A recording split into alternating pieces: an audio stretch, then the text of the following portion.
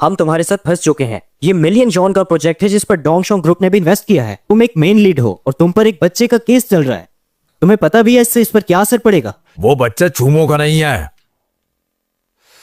अगर हम Orient entertainment से कह दे कि जोंगलिंग का शादी से पहले ही बच्चा था और चूमो ने तो उसके ऊपर तरस खा के उसकी मदद की और उसका सहारा बना, इसके बाद फैंस इसका जरूर साथ देंगे।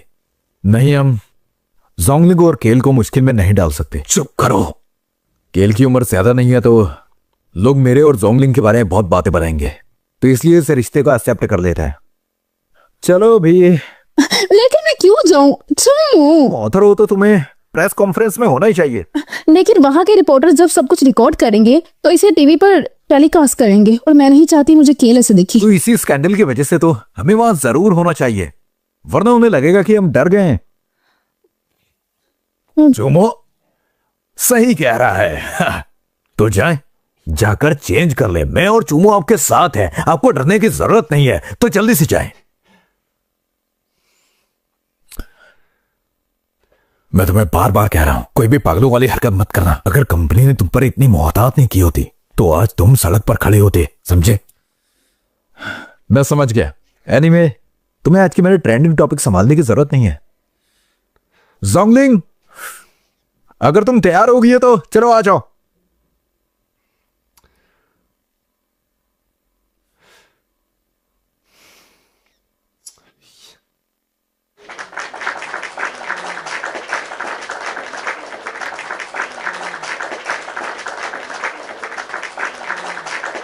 स्टक वीडियो की कॉन्फ्रेंस में आने के लिए मैं आप सभी का शुक्रिया अदा करता हूं। यह पहला टीवी वर्क है जिसमें आन फैमिली टीएनयू मीडिया में इन्वेस्ट कर रही है। हमने इसको और एक्साइटिंग बनाने के लिए एक पॉपुलर पावरफुल स्टार चूमो को मेन लीड के लिए इनवाइट किया है। और इस बुक की असली ऑथर मिस जोंगलिंग इसका स्क्रीन राइटिंग करेंगी। क्या मिस जोंगलिंग ने ये कॉन्ट्रैक्ट अपने बॉयफ्रेंड चूमो के जरिए साइन किया है? माफ करिएगा, लेकिन मैं और चूमो एक दूसरे को देख ही आप लोग अपनी साथ वाली तस्वीरों के बारे में क्या कहना चाहेंगे? आपका एक बच्चा भी है और आपने अपने हस्बैंड को भी छोड़ दिया। माना जाता है ये सच में बहुत बड़ा स्कैंडल है, तो क्या इस सब का हर्जाना डोंगशिंग ग्रुप भुगत पाएगा? जी सही कहा। डोंगशिंग ग्रुप को इस स्कैंडल की कोई परवाह है या नहीं? ये सब इंटरनेट पर फैली हुई अफवाहें हैं, इसका असली जिंदगी में कोई ताल्लुक नहीं। मिस जोंगलिंग का बेटा असल चूमो के बहुत ज्यादा करीब है, तो क्या आप बताना चाहेंगे कि उसका असली बाप कौन है? डोंगशिंग ग्रुप इस कॉन्ट्रैक्ट को आगे लेके चलेगा भी या नहीं? अगर आप लोगों को मेरे और जोंगलिंग के बारे में जानने का इतना इंटरेस्ट है तो बता ही देता हूँ। तो मैं चाहता हूँ कि मुझे परमिशन दी जाए कि मैं सब कुछ सबको बता सकूं। रुक जाओ।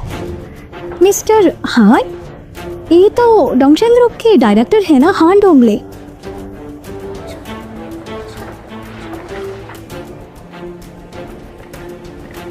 मैं दोबारा दोहराता हूँ, ये प्रोजेक्ट स्टक विद यू हम सिर्फ अपनी इन्वेस्टमेंट का विड्रॉल नहीं करेंगे, बल्कि इसे और ऊंचाई पर ले जाने के लिए हम इसमें और पैसे इन्वेस्ट करेंगे और इसमें अहम किरदार अदा करेंगे स्टार चूमो।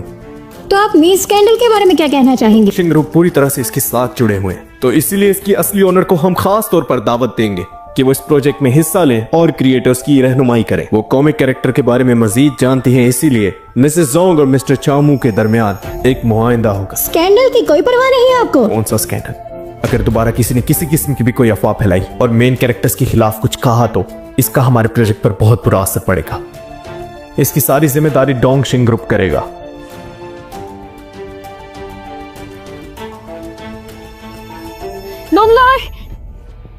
मिस्टर हार्ड, रुकिए मिस्टर हार्ड, आपने कहा था कि आप इस कॉमिक की कॉपीराइट छोड़ रहे हैं। एक कार्टूनिस्ट मम्मी और एक स्टार के दरमियान अफेयर इस हफ्ते का ट्रेंड था।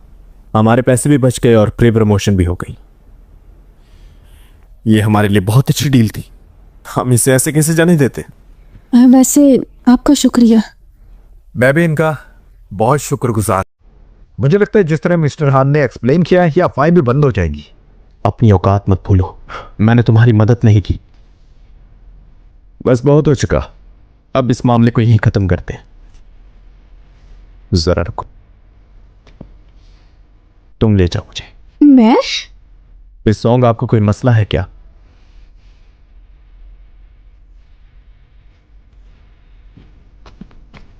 प्लीज रास्ते से हट जाएं।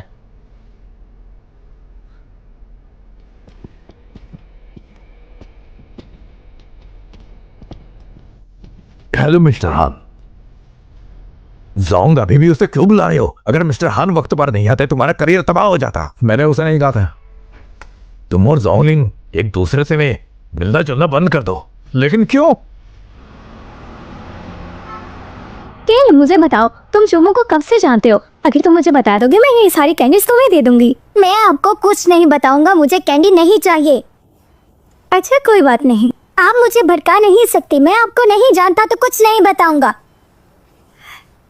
वैसे क्या तुम्हें याद नहीं कि हम अंकल हान के ऑफिस में मिले थे?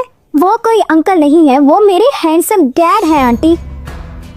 बहुत जुबान चलती है तुम्हारी, मेरी बात कान खोल के सुन लो। वो तुम्हारे डैड नहीं है, मेरा होने वाला हस्बैंड है। बहुत बुरी है आप। केल, देखो मामा आपके लिए क्या लेकर आई। केल, मामा, मुझे ये बुरी आंटी बिल्कुल भी नहीं पसंद। केल अच्छे बच्चे बनो, हम आ गए हैं, आप डरो मत। भैया केल, क्या आप मेरे साथ नीचे जाकर खेलोगे? केल, जाओ जाकर खेलो, मैं थोड़ी देर तक तुम्हें लेने आती हूँ, ठीक है? ठीक है मामा। हाँ, पहले हम उस तरफ जाएंगे, ठीक है?